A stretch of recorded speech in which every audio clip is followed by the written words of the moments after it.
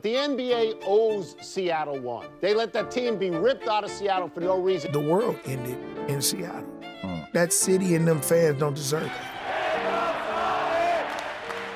It is a basketball market that needs the influence of an NBA team in that city. I'm 16 years old. I got Gary Payton and Sean Kemp in the crowd. Coming to watch you? Coming to watch you. Oh. Would it mean more to you to be in the Hall of Fame or for Seattle to get the Sonics back? It would absolutely mean more for me for the Sonics to come back. That's a dream come true. I've watched thousands of basketball games in Seattle.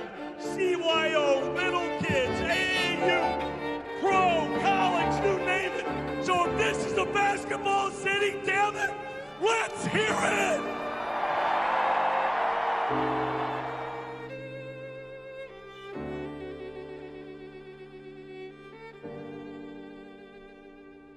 For years, the city of Seattle has despaired. Despite having one of the top high school programs in the nation. And some of the best fans in the entire sporting world, they've been without an NBA team for a decade and a half. Not because they did anything wrong, no, that was not the case. Well, actually, they did. They didn't want to help a billionaire pay for a basketball arena. Yeah, I know, shocking, right? How dastardly. Caring about education and ethical salaries as opposed to a basketball arena. And even the NBA knows that they screwed up. With expansion talks rising in the NBA's gargantuan new media rights deal, it's high time that Seattle finally gets a team. Hooray! But even with this exciting announcement, it's been 16 years. A team was stolen from this city, and they've tried to get it back for almost 2 decades. We know what happened back then, and we know what's happening now. But what about those 16 years? We can't forget about that. So I'll tell it to you. The story of how Seattle finally got the Sonics back. This time on KipCom 11. Today's video is sponsored by Factor 75. So, as you could tell, I was on location in Seattle filming this video. I was staying with some friends in student housing, and guess what I found? Factor box in the wild, that's insane. Obviously, this person had the right idea. Why? Well, this box comes packed with delicious, ready-to-eat meals. The meals in this box are chef-crafted, dietitian approved, and ready to eat in just 2 minutes. With Factor 75, you're able to choose from a weekly menu of over 30 options, including plans like Calorie Smart, Keto, and Protein Plus. I recently chose the Protein Plus option and was able to have genuinely delicious meals after 2 minutes in the microwave. Come on.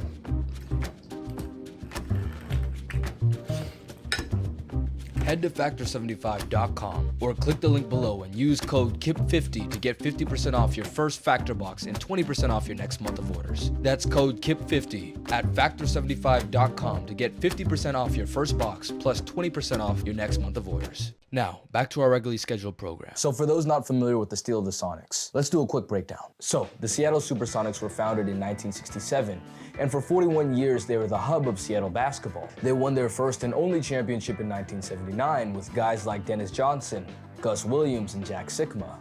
They weren't really heard from again until the 90s with Gary Payton and Sean Kemp, where they became one of the top teams of the 90s and could have potentially won a title if Dikembe Mutombo didn't say, Not today! in 1994.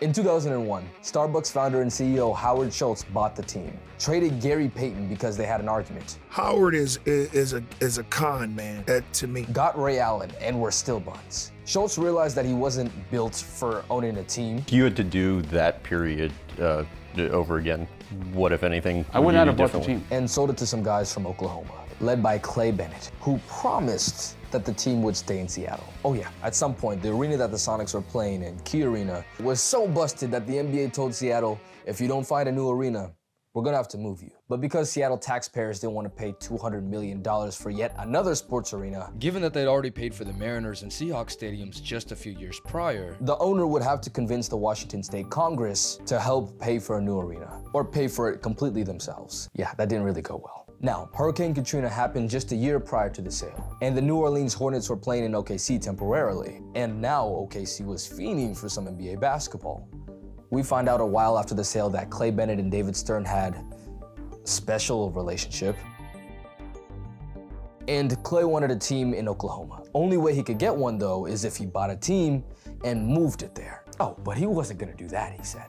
He wanted the team in Seattle, he said. But then a few months passed and he was like, oh, whoops, sorry, didn't mean that, bye. And moved the team to Oklahoma. And that was it. Now, 16 years later, the city is still coping with the loss. 41 years of professional basketball, a championship, 3 generations of fans. What happens when that's taken from you? To find out, I went to Seattle to talk to some of the leading experts and some of the biggest fans, both old and young, to find out how the city feels about losing its team 16 years ago. 16? Wow. I began my trip with probably the world's most foremost expert on the loss and potential return of the Seattle Sonics. Chris Daniels, a Seattle-based investigative journalist. Here's him getting into it with David Stern. Last week or so, there's been several emails that have come out, including a lengthy email exchange between you and Mr. Bennett, and emails between Mr. Bennett and his fellow owners. Have you had a chance to read through those emails? My response, as I've been reminded, wasn't so. Have you read through those emails, especially those between Mr. Bennett and the other owners? Live or not, I don't like to be interrupted, and I'm not going to interrupt you.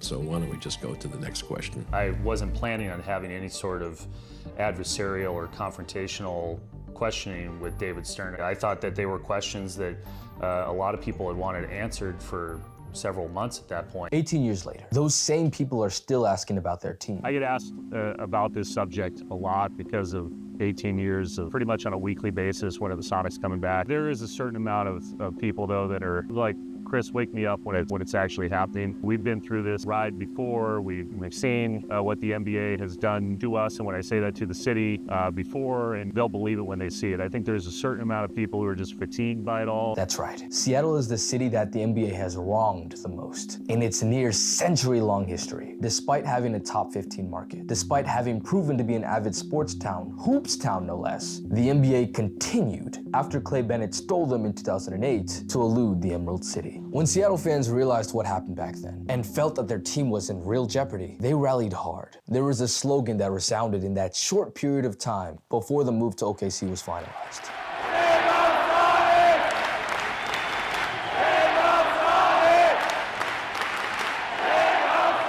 The cry became a unifying force for the team's fans and even just regular citizens of Seattle. Some fans took the phrase and made it a movement. A long time after the Sonics left, Brian Robinson, one of the leading fans of the whole movement back in 2008, is still preparing for the team to come back. I might move on next week. Can't blame him. It's been a long time. It started July 18th, 2006, and I was with the team, and they announced the team had been sold. And 2 days later, we printed out photocopy signs that said "Save Our Sonics" and showed up at a Seattle Storm versus Detroit game and handed them out. We thought that it was gonna be, and we thought it was gonna last a few months. And then 2024. Yeah, here we are in 2024. There's been many, many angles to try and bring the team back, including stealing a team from another city, like what was done to them. Heard rumors that the Sacramento Kings could be moving to Seattle.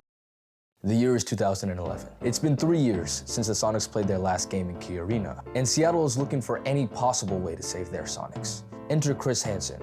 No relation. A San Francisco hedge fund multimillionaire who was born and raised in Seattle, he was, just like every other Hoops fan in the city, wanting his Sonics back. He got into contact with Irv Grosbeck, co-owner of the Boston Celtics, who connected him with Wally Walker, the former president of the Seattle Sonics, who then went up and set a meeting for Chris Hansen and the Seattle mayor, Mike McGinn. And in June of 2011, they began making a play to bring the team back. See, Hansen knew quite well what the reason was why the team wasn't able to stay in Seattle. The people simply wouldn't pay the taxes to renovate the stadium. The NBA clearly said, if you don't have a good enough arena, we're leaving. David Stern was a lot of things back in his day, but a promise breaker?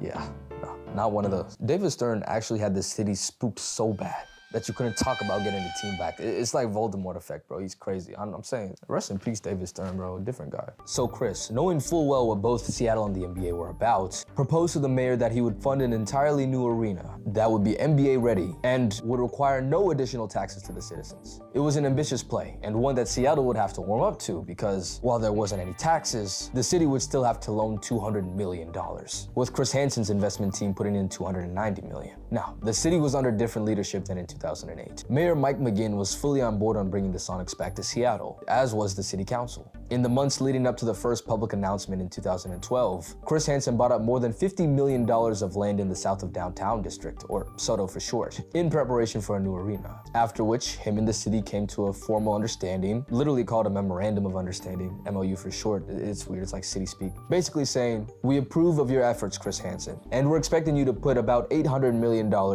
to both the arena and buying a new team. So it's all looking good. The groundwork was being laid out just in time as it happened, as another team was falling apart at the exact same time, Sacramento. See, Sacramento was facing a bit of a problem. Their owners were going broke. The team was run by two brothers, Joe and Gavin Maloof, and their family casino business was going downhill. And since they were going broke, there kind of wasn't a point for them to put money into the Sacramento Kings anymore. So when the NBA came knocking down their door asking for a new arena, the Maloof brothers balked. Due to official NBA rules, if a team, after being warned, doesn't have a new arena plan in place by March 1st of that year, they become susceptible to relocation. The Maloof brothers already tried to pawn off the team to Anaheim just the year prior, which would have meant 3 LA teams. But David Stern and Clay Bennett, head of the NBA's relocation committee, believe it or not, shut it down and gave Sacramento another chance. After all, this place held a special place in David Stern's heart. So nice, so heartwarming. But the Sacramento owners weren't able to come up with a solution. After all, they were going broke. That is, until Known Diddler, former NBA All-Star, and Sacramento Mayor Kevin Johnson was able to cobble together a proposal for the city of Sacramento to make a new arena, doing what Seattle couldn't just a few years prior. By the grace of David Stern and Clay Bennett, the Sacramento Kings lived yet another year. However, the owners still weren't able to come up with a proper agreement for the arena plan, and it seemed that the NBA was going to have to give the team up for relocation.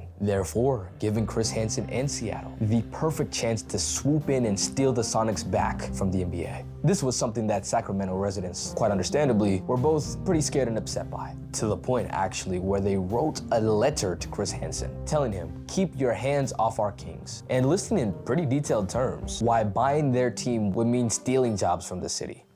They even challenged him to an in-person debate about it. Of course, though, they were looking at the wrong people. It was the Sacramento owners that had put them in such a pickle, and the Seattle fans were fiending for a new team. Like, come on, it's only natural. Business. It was looking pretty dire for the Kings, until Kevin Johnson was able to put together a deal with the city of Sacramento that would keep the Kings around, which involved the city putting in $200 million plus into the team, and the owners about $73 million. The Maloof brothers were especially happy to keep a team in Sacramento. So happy, in fact, that one of them started crying. It's been a long time, 13 years, as you know.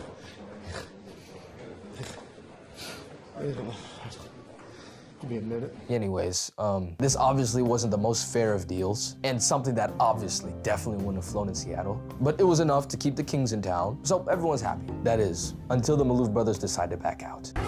We have incoming information. Sacramento Mayor Kevin Johnson just wrapped up a news conference announcing that the current arena deal is dead. There was a deal in Orlando, and I think everybody knows that. We followed up with a term sheet that was voted upon on March 6th that all parties agreed to, and that did include pre-development. So I find it a little bit odd that folks are saying there was an agreement all along. That's just disingenuous. As I said before, these guys were going broke.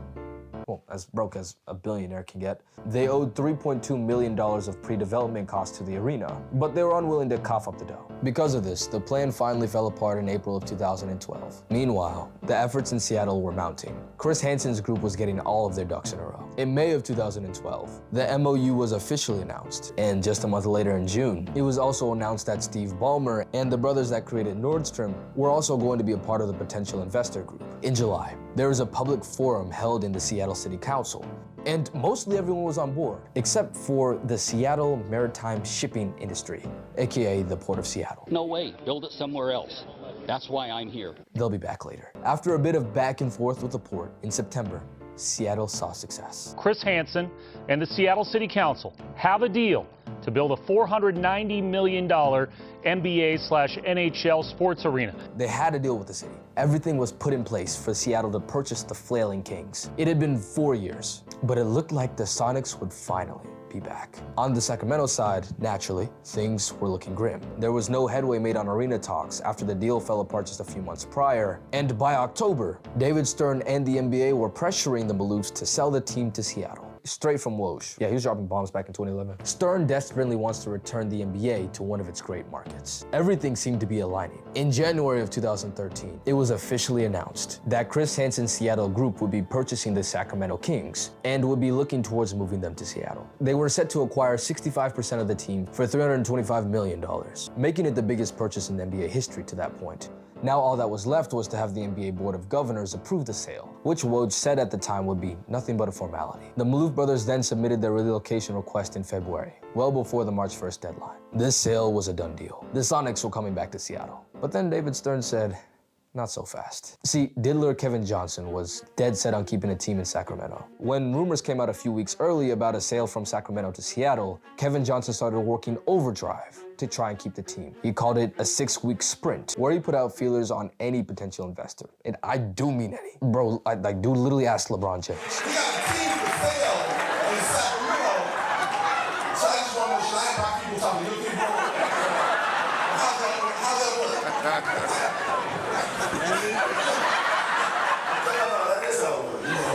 And your people, Randy, you bring my checkbook.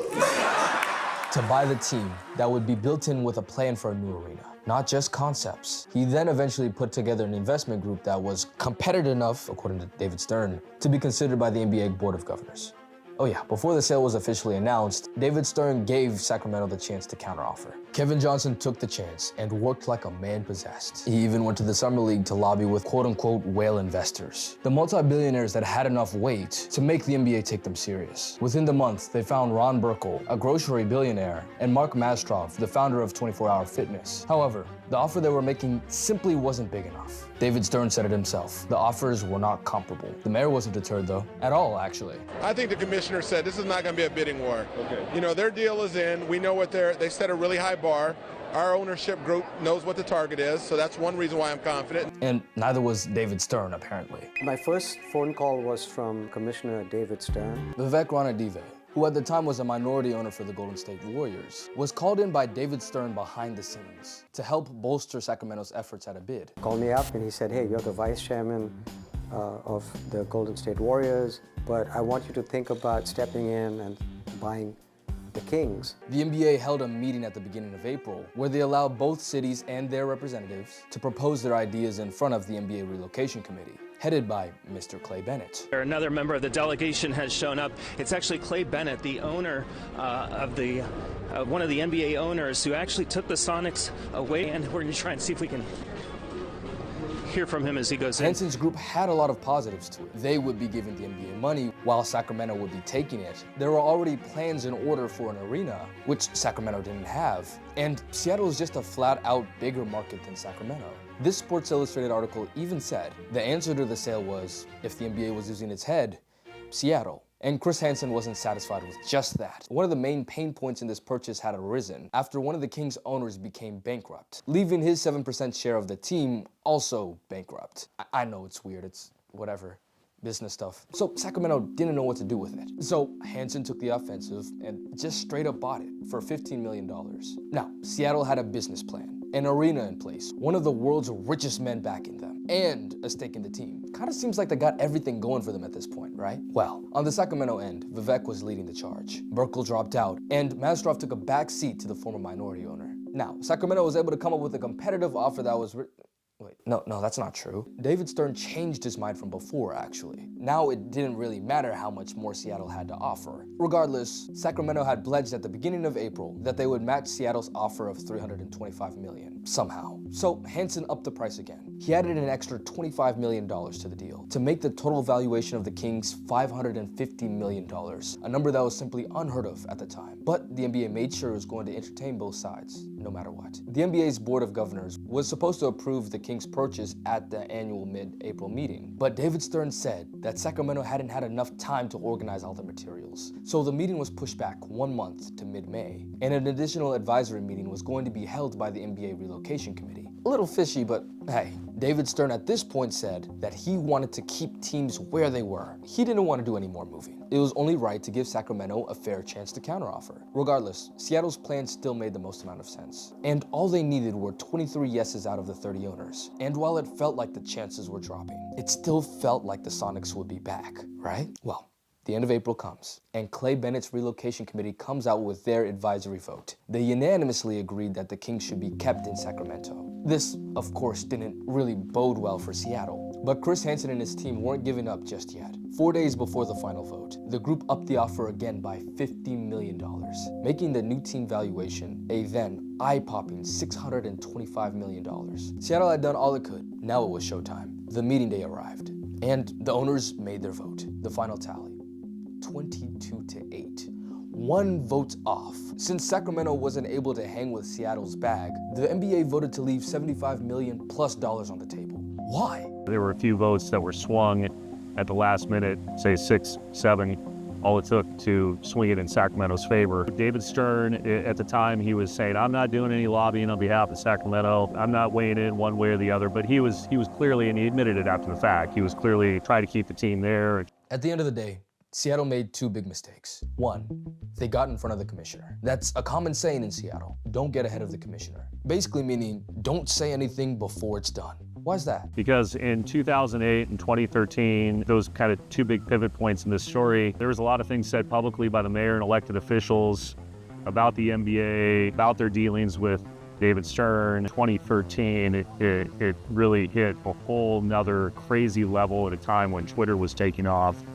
Dana Falk, who is a food blogger, tweeted out that she believed the deal was done and Seattle was getting the Sonics back, and that really set the wheels in motion. After all, this tweet was the only reason that Sacramento was able to put a plan together before it was too late. All of Sacramento was unaware that the Moose were putting the team for sale until this tweet. Then, I'm going to make every effort that I can possibly do to identify a potential buyer. If that tweet never came out, Kevin Johnson wouldn't have been able to come off the blocks for a 6-week sprint, let alone finish it. And this video probably wouldn't exist. Tough. And 2, they didn't kiss the ring. This is Jeff Baker, another one of the world's leading experts on the Seattle Supersonics' absence. He wrote a book about how the team is finally making its comeback and how exactly they're doing it. If you want to ingratiate yourselves into the club with these, this network of billionaires that run professional sports, you have to kiss the ring. You have to be deferential. It doesn't matter how powerful you are. It doesn't matter how influential you are in various fields that you might have made your money in. You have to basically acquiesce to these folks and say, you're the boss, you tell me what to do. And I think the worst thing that any prospective city can do is tell people ahead of time, hey, we're about to get a team when that league might not be ready. At the end of the day, it was about making a point. Sacramento wanted their team badly and were willing to do whatever it took to get it. David Stern would reward that. This is a point that David Stern made at every possible turn. The city tried their hardest, and in 2006, Seattle didn't. David Stern, at one point in the early 2000s, had flown out here to testify on behalf of Howard Schultz. The Speaker of the House wouldn't even give him a meeting and said, we're not going to give any public money. And that pissed off David Stern until his last day. And he always brought it up. In the press conference announcing the sale, David Stern cut the question short. This is going to be short for me. I have a game to get to in Oklahoma City. Seattle, after working so hard, was left with absolutely nothing. And then, just a year later, they lost what was probably their biggest draw to the NBA. Mega billionaire Steve Ballmer bought the LA Clippers for $2 billion, simultaneously losing them their biggest investor, their whale, and inflating the price of an NBA franchise 4-fold. It looked like it was over, and that was 10 years ago. What about now? Well, Chris Hansen, in the first interview that he'd done during this whole ordeal, said he wasn't giving up. The benefit of all that hard work will pay off. So I don't view that as wasted time. Oh boy. Hindsight is 2020. Stay tuned. Come on, y'all. Come on, y'all, man. Come on, y'all. I flew to Seattle. Like and subscribe, man. What are you doing? Come on. 1 month after the ordeal ended, Chris Hansen was busted. A lawsuit revealed that Hansen had donated $80,000 to a Sacramento campaign group, Sacramento Taxpayers Opposed to Pork, or STOP for short, that was looking to block the Kings from proceeding with a new arena. It was a last-ditch effort to try and block the sale of the Kings, and it backfired in a big way. As we've already covered, the late great David Stern was the type of guy to hold a grudge. Mayor McGinn, in his first ever meeting with David Stern, was asked at the Washington State Speaker of House if he was still employed. When he walked into the final meeting to decide whether or not the Seattle would get the Kings, he winked at Sacramento fans before he walked into the building. Every account, I think, in the NBA's history will let you know, don't mess with him or his product. It's kind of like Kobe with the work ethic, but David Stern, that's just like pettiness, bro. Like, when Chris Hansen got caught, it marked the beginning of the end of his attempts to bring a team to the city. But before he could face the NBA again, he had to face his biggest foe back home, the Seattle maritime shipping industry. Seattle tried a few more times to try and snatch a team away from its city, but quite simply, the owners weren't going for it. Hansen, in particular, tried with any team that had arena issues or were selling. Milwaukee was one, but they didn't even get to a formal offer. Atlanta was also on the table, but the NBA pretty much forbade any sale that would relocate the team. The era of team snatching was over. Now it was time to wait for an expansion, something that was gonna take time. But Seattle had to be ready regardless, in order to compete with any other teams that would also be eligible for expansion. So in 2015, Chris Hansen and his group started to prepare to build a new arena for a team that didn't exist. Chris Daniels remembers. You know, we've now been burned a couple of times, right? Here that the NBA wanted to do business with Seattle, and now they just basically twisted the knife, bait and switched. Chris Hansen, though, kept that project going, took it to the council and said, hey, you know, if you give me this street vacation in the Soto neighborhood and sign off on that, which was one like last little legislative issue to eliminate a block of a street, that'll put him in better position to say to the NBA, we're ready to go. This vacant lot on Holgate Street and Occidental Avenue was the proposed construction site for the new Sonics Arena. As you can see, not exactly how it turned out. Chris R. Hansen and his group had the idea to completely abandon Key Arena and in its place, create an entirely new center, privately funded, where the stolen team Sonics would have a place to play. But the city council ultimately voted against moving the arena here, citing gentrification and traffic issues. But it goes way deeper than just that. All that Chris Hansen and his architects needed was 2 blocks that nobody used. If that was approved, they could basically build the arena. All the city's committees conducted their research and gave them the green light. They needed 5 votes from the city council to vacate the street, which seemed likely given that the council had just voted 7-2 on the Soto plan 3 years ago. But their biggest challenge came from the Port of Seattle, who claimed that building an arena would dissuade shipping companies from coming to choose their point and thus losing them business and jobs. There wasn't any substance to their claims, though. After vigorous studies that were conducted that were working for the city and the arena project, it was proven that with just a little bit of moving things around, the effect on the port would be next to nothing. So problem solved, right? Well, no. See, the Port of Seattle didn't like very much that there'd be another sports team encroaching upon their valuable shipping stops, right? Despite not having any evidence to back it up, they continued to play the victim. In fact, one of their very first worries about the arena would be that it would gentrify the area because restaurants and hotels would eventually be built around it. And eventually people would get too annoyed by the lights of the ships that were going by, and eventually all of Seattle's shipping industry would be decimated. Well, see, the thing is, the basketball arena would have been built literally blocks away from both the NFL and the MLB arenas. I mean, it just kind of makes sense. You have the Seahawks, you have the Mariners, and then you have the Supersonics. I mean, it's a stadium district, that's what they called it. It just kind of made sense. When the Port of Seattle opposed way back in 2012, it, quote, drew a few eye rolls from the city council. They had heard this kind of stuff over and over again, one council member said. So it was kind of like an old man grumbling about kids playing in front of his street or in front of his yard or something like that, and thinking that, oh, someday they're gonna get too comfortable and they're gonna come and rob me. And so he calls HOA for the millionth time saying, get the kids off my lawn, but you know, he's not making any sense. I mean, go figure, come on, what's going on? So how did the Port of Seattle, or POS, as I bet a lot of Seattle fans called them back in the day, gain so much say in just 3 years? Well, what do you think? It's time to introduce yet another diddler in our story.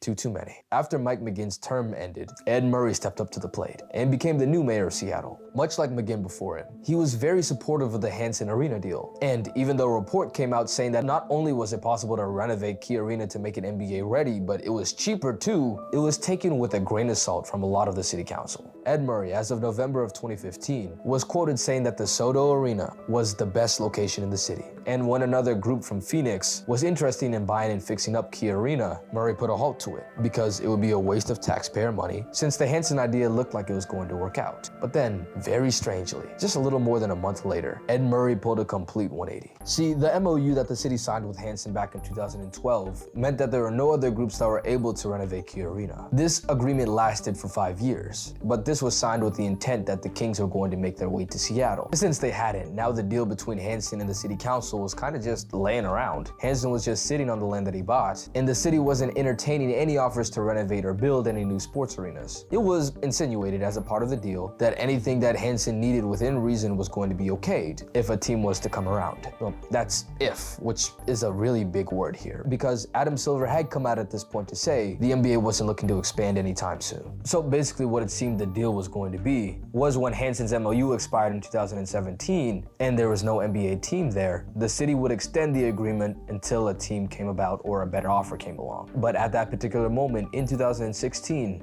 nothing needed to be done. But for some reason, a year and a half before the MOU expired, Ed Murray forced a vote on an essential part of the project, that 2-block stretch of Occidental Avenue, the vote wasn't necessary, but for some reason, Murray blew up at one of his fellow councilmen, Mike O'Brien, who was proposing to punt the vote down the road, threatening to blame him for ruining Seattle's chances to get an NBA team. It's funny though, because this vote basically did the same damn thing. See, if this vote didn't pass, it would basically mean the end of Chris Hansen's 5-year-plus plan to bring a team to Seattle. It would basically be the city saying, we don't support you building this arena, scram, just give it up, man, we don't want you. Which was basically the furthest thing that any person who wanted a team in Seattle at that time was saying, or wanted to say. Now, even though nobody in the council wanted to vote, they did, and the Port of Seattle did anything they could to rig the vote. See, the Port of Seattle was pretty corrupt. Was very corrupt, but the public didn't know quite to what extent just yet. We're talking about using $5 million taxpayer dollars to illegally give employees raises, the CEO giving himself a free 25 bands, paying almost $200,000 of, again, taxpayer money to a consulting firm to help them, quote, oppose the Soto Street vacation, and finally, dangle a $300,000 business deal with the Seattle Times during the voting process, which in turn led to multiple articles from the Times making it seem like the city didn't really want the Soto deal, while it was the most popular option in the city. Oh, and was this because of workers and jobs? No. Not really.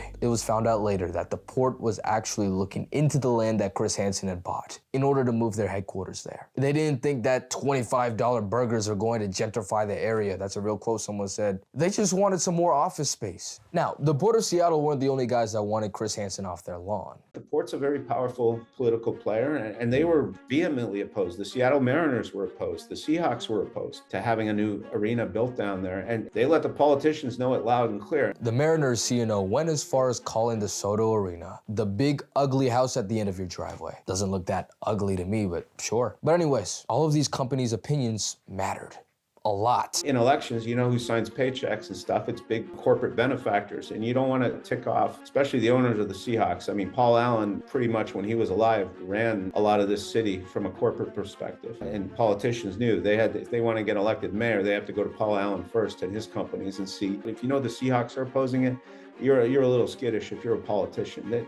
That's politics, that's business. Now we get into the vote that nobody wanted, to potentially open the door for outside buyers and slam it shut for good on Chris Hansen. Before we get to the final vote, let's hear how many times the Port of Seattle escaped the council members' lips. Without addressing the impacts on the port jobs, a competitive port. For me, this decision weighs a non-existent NBA franchise against Seattle's 160-year legacy as a maritime powerhouse, the Port of Seattle. The Port of Seattle is a crucial, the heart of our maritime industry district. To me, the port is real. Industrial Port District, civic gentrification, the port to the port, the Sonics in the port, the Port of Seattle on Salish Sea. Maritime and industrial workers, Port of Seattle. The Port of Seattle, not the Port of Seattle, but the port workers, industrial and maritime jobs. Our port commissioners with the port. Protecting industrial and maritime jobs. The Port of Seattle's economic, the port and maritime industrial jobs. Maritime and industrial. Maritime and port industry. Get off that nigga dick, bro. What is you doing? And then the kicker. One of the council members called the Port of Seattle a cesspool of corruption. The Port of Seattle is described as, quote, a cesspool of corruption, unquote. Yet she voted in favor of them, as did the 4 other women on the council, making it a 5-4 vote that rejected the vacation of Occidental Avenue. The motion fails and the petition is not granted. And effectively shut down Chris Hansen's plans of bringing the Sonics back to Seattle. As you could imagine, the fact that 5 women voted against and 4 men voted in favor of a sports arena made for some pretty messed up comments. It got to the point where the city vote and the subsequent comments made national news. Seriously, people can get really nasty when it comes to sports, especially women. It really sucks. Anyway, all of that malice was for nothing and aimed at the wrong people. See, this is where our story gets interesting, even more so, yeah. After the Occidental Avenue vote, there were a few more desperate measures that Hansen tried to pull off, like putting in $100 million to turn Key Arena into a music venue, a popular use case at the time, completely erasing the $200 million requirement from the city, making it completely free to build the sports arena, and paying $23 million to the Port of Seattle for the renovations that they needed. He even got Russell Wilson on the team. Obviously, partnering up with Chris Hansen is a pretty cool situation. But try as he did, nothing worked. Why? Well, because there's a new sheriff in town.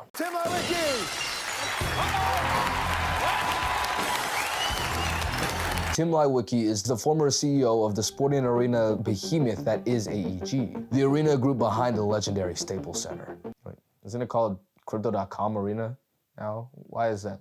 Oh, yeah, I made a video on it. You should check it out. But anyways, Leiweke is a really big deal in the sports business world. After he had a falling out with the founder of AEG, he took his talents to Toronto, where he basically became the boss of all of Toronto's sports teams, and was universally loved for it. I mean, apparently he was crucial in bringing in Masai Ujiri, so that's all I need to know. He had a fantastic run, but it was short-lived. After just 2 years, he stepped down. Why? Well, he'd already ran a few empires. Now he wanted one of his own. He set about to build his own version of AEG, and in his mind, I'm sure a better version of AEG, Oakview Group.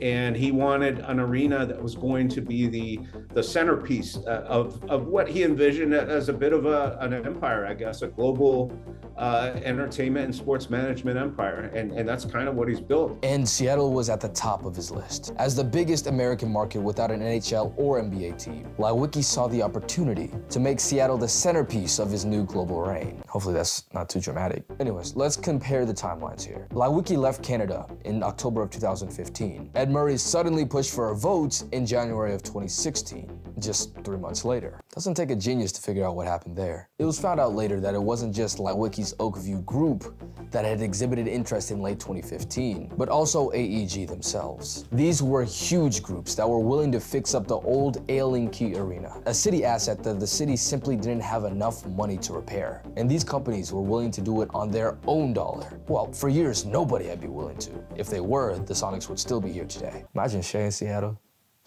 Anyways, Jeff Baker says that once the city found out that they had takers, it was time to take Hanson down. I think that surprised the city. I think that the fact that they had more than one group willing to do it came as a shock because there was a huge price tag that was going to be involved. I think everybody knew that. But they had to get out of the deal that they had with Chris Hansen. It was only after the city rejected his south of downtown proposal that Chris Hansen finally, he saw the writing on the wall and he agreed, all right, I'll let this other project go through. Now that Chris Hansen had opened the door, it was time for Tim's team to take over. See, this wasn't any random project. Tim Leiweke's brother, Todd, who now is the CEO of the Seattle Kraken team, he ran the football team here for years, the Seahawks. He helped arrange the ownership of the Seattle Sounders through his brother. Tim Leiweke is the guy that brought Pete Carroll to Seattle from USC to run the Seahawks, Tim Leiweke. And then his brother Todd was the guy running the Seahawks at the time. So these guys all talk behind the scenes. Which evidently included the mayor. It was revealed later that AEG was likely talking to Ed Murray a while before the vote to vacate Occidental Ave was made. And while OVG isn't on record with it, the same could probably be said about them.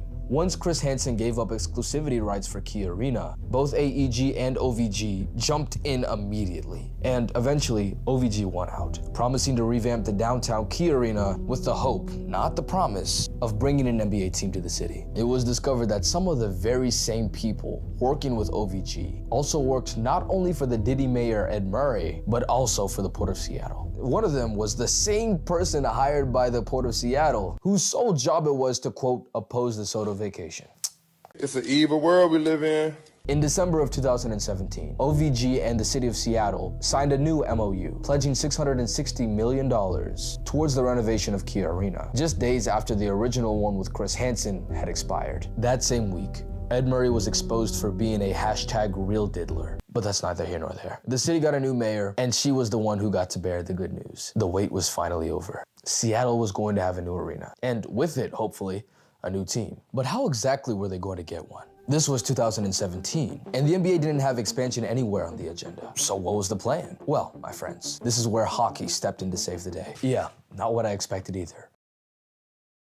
See, right around the time that these negotiations were made, the NHL had expanded to 31 teams, with the addition of the Las Vegas Golden Knights. But of course, 31 is not an even amount of teams. The conferences are gonna look weird. It's not a good place to be as a league. Well, it just so happened that 3 days after OVG signed the MOU with the city, one of the main investors, David Bonderman, filed an expansion application for Seattle to get an NHL team. It was perfect, because it was planned. They've known that the NHL for years wanted to get in here. In fact, Chris Hansen was asked multiple times by the NHL, by other partners, whether he would build his arena south of downtown, his proposed arena south of downtown, whether he would go at it with the NHL first before the NBA was ready to give a team and just get the thing built, have an NHL team play in there for a while. And he didn't want to do it. He didn't think it was economically viable to do that.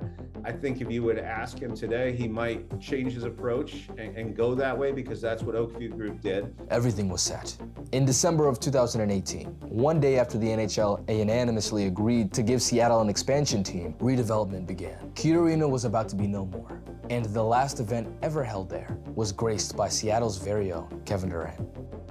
3 years later, and the new $1.1 billion, 100% privately financed arena, now named Climate Pledge after Amazon bought its naming rights, opened, built in with $50 million worth of NBA-ready facilities and an NBA locker room. The NHL season began with the Seattle Kraken on board. Now, finally, the NBA is to follow suit. We are in the home stretch. So, again, to reiterate, 16 years. It's been 16 years since Seattle sports fans have had the Sonics ripped from them. And now they're finally coming back. Think about it. This past half hour or so, Seattle fans had to literally live through for the past decade and a half. That was the BS they had to put up with. How do they feel? I went to Climate Pledge to find out. I happened to get there in the fourth quarter of a Seattle Storm game. And I'm not gonna lie to you, it was probably the most alive I'd ever seen an arena be. And I was there when Steph hit his first night. In the crowd, you can see that there are people still wearing Supersonics gear, the jerseys of an extinct team. Me and my friends Lance and Hassan went after the game to chat with some of those people and see how they felt. Have you heard about the news about the Sonics potentially coming back? Oh yeah, I've been waiting for years. Feeling excited. Sonics basketball is very important to me, very important to my family. We're excited for them to come back. How did you feel when they left in 2008? Do you remember where you were? I was heartbroken. I was in high school. I had just moved back here from Alaska. I was in second grade, and so I was barely becoming a Sonics fan. So I didn't really know anything about the team. I just knew they were leaving. Do you remember any feelings about it? Oh yeah, I was destroyed. It was terrible. I was hoping to come down and see Durant play. I think most of the older people around me kind of told me how to feel, but I was kind of getting into sports and excited about what the future held, and so I'm hoping they come back. With everything that the city has done with every other sport, you would think that it's about time, right? So we miss those guys, It sucks to not have them, and it sucks to not have a men's team also playing, The city backs every other sport, right? So we can definitely back the NBA again. That's what we need, If and when it happens, what are you going to do? Probably get on the season ticket list. Get them if I can. I already told my wife, I said if the Sonics come back, I'm for sure going to get season tickets. I have to. She's not too happy about that, but yeah. So the interviewing process was going pretty good, but little did I know, it was about to go from good to great. Because I think I just met the world's biggest Supersonics fan, and he had a lot to say. You said your name's Nick? Jacob. I'm sorry. Jacob. Yep. Awesome. Okay. Do you remember where you were when the Sonics left? I was a little kid. I was in the Power Rangers. This was before I even was aware of basketball. I found out years later that they moved to the OKC, and it's like, that's where Thunder came from. So it's 41 years. That's just not right yet. I mean, I'm invested in. I have a signed hat at home from Xavier McDaniel from the Supersonics. I have selfies taken of George Karl, Vin Baker to sides of me, and I've got a selfie of me and Gary Payton. I mean, I got autographs from Detlef twice. I mean, I'm in the history of it. I got a selfie just a couple of days ago with me and Lenny Wilkins. I got Lenny Wilkins' freaking autograph. I mean, I'm like diehard Sonics, and I think that it wouldn't have moved if David Stern hadn't been a corrupt piece of you-know-what. Even Damian Lillard, when he had that game winner over OKC in 2019, he said, that one's for Seattle. It is what it is, and we're going to get it back in the next couple of years because we have a men's locker room's ready, and I'm ready to absorb that. 2013, that was the worst because, like, you look at the history of that, it's like they were this close to getting Sacramento. And Charlotte Hornets, they get a team, and they have nothing going on. Utah, Salt Lake City, okay, there's a lot of people there, but they get a team, and distribution in the NBA is maybe the worst in the country. In the late 90s, and Seattle and Portland. That's how it should be, because this is a basketball-friendly city, and if you look at, are you going to really be a Kings fan, or are you just a contrarian Warriors guy, a Warriors fan in denial? I know that sounds harsh, but it's the truth. I mean, yeah, I agree. So I wouldn't have to take the Amtrak to Climate Pledge Arena. Awesome. Awesome. What's the first thing you're going to do when they announce it? First thing I'm doing, they announce it, look up season tickets and get whatever I can find. I don't even want to settle for a ticket pack. I want to make enough money over the next few years where I can afford a season ticket, full season ticket, because I'll be there for as many as I can possibly squeeze in. Because I hope we get, like, I'm dreaming big. We get a guy like Jimmy Butler or Draymond Green in his twilight years even, for sentiment, because I'm Warriors heart, you know? I mean, I'm dreaming big. I don't want the new management. The worst thing that can happen, you get a new expansion team, and it's like the Cleveland Browns. Jimmy Haslam. We don't want that. We want not just a Sonics team, we want a well-managed Sonics team, like the Storm have been well-managed. You know, that's what we want. Awesome. All right, thank you so much, Jacob. This is great. Thank you so much. Yes. Absolutely. Yes. Now, some of the threads on they had were pretty new. So is the stuff I have on, right? These don't exactly seem 10 years old. They must have been ordered online, right? Yeah, actually, no. Supersonics have been our top-selling team for, you know, the past 5, 6, 7 years. This is Jake Schmidt, one of the managers of Simply Seattle, a Seattle sports shop located downtown. I went to their headquarters to chat with them. And believe it or not, after the interview, they gave me these. Come on, man. Come on, man. We have 2 stores in downtown Seattle where we sell a lot of souvenir, kind of tourism gear, and then a lot of sports stuff also. So for Simply Seattle, our top selling team across every team in Seattle, all the pro teams, is the Supersonics. So we sell more Sonics gear than probably Mariners and Seahawks combined, and we've really seen sales increase the last 2 to 3 years as the hype around the team's imminent return picks up. Despite the Sonics being gone for so long, it's still an integral part of Seattle. Every year for the last few years, the NBA has played a preseason game at either the old Key Arena or what's now Climate Pledge Arena. And around that game, we'll partner with a couple local businesses to throw a big kind of pregame event where maybe we watch an NBA Finals game from the 1979 NBA Championship. And that's just like at a restaurant that we'll rent out, throw a big ass party, and people love it. We've had hundreds of people show up in the city to root for a basketball team that doesn't exist anymore. When I tell somebody the Supersonics are our #1 selling sports team, no one really believes it because it's so absurd. But when you ask someone in Seattle about the Sonics or about basketball, their face instantly lights up. People get so excited to talk about, you know, what was your first Sonics game? Who's your favorite player? And I think that's what makes sports so special. That's what I found to be most fascinating about my time there. Everyone just had so much hope, right? Everyone had so much joy. They know that their team was stolen from them. And because of that event happening to them, they came together and stuck together. And now when the team comes back, they'll celebrate together. This is Oblé Reed, an up-and-coming hip-hop artist from Seattle. I went to a local music venue in Fremont where he was performing to go chat with him about his impact and the impact that he wants to make for the Sonics and Seattle. I'm new to all of this, but yet I want to use my platform to build this city, and I represent the PNW in Seattle in every single thing that I do. Whatever role that I play in bringing this team back, man, like, I think it's more real to me now because I care, and I see other people care. And that makes me want to fight for it. I'm working on an anthem to represent that crossover between hip-hop and basketball, and also represent with the energy that's in the city.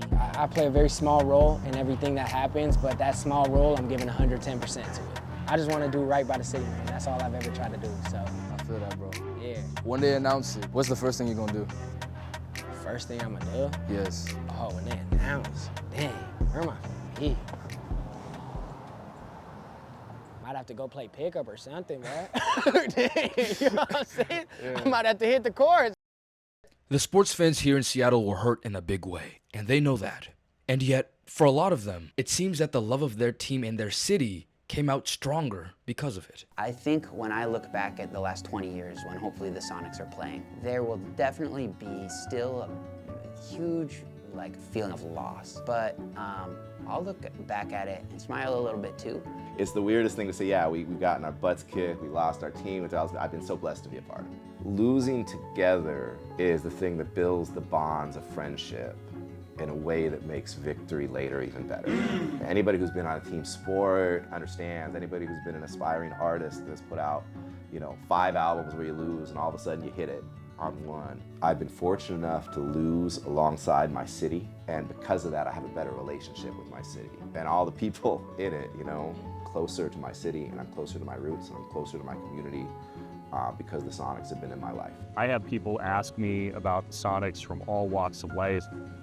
There are people who don't care about basketball, that care about filling a civic hole, that feel like the civic pride was wounded by this team leaving. Sports is a great common denominator in how it brings people from all walks of life together. I often cite a farmer in the valley who tells me, as we're covering a story one day about flooding in the Snoqualmie Valley, she says, as I'm walking to my car, Chris, what's the latest with the Sonics? She said, hey, all the accounts I follow are all agricultural in nature, but I follow you because I want to know about the return of the Sonics. That's why I love covering this story, is I see how many people, whether it be the farmer in East King County, whether it be somebody living in South Seattle, whether it be a kid who was 5 when the Sonics left and is now in college. I love how it brings everybody together, and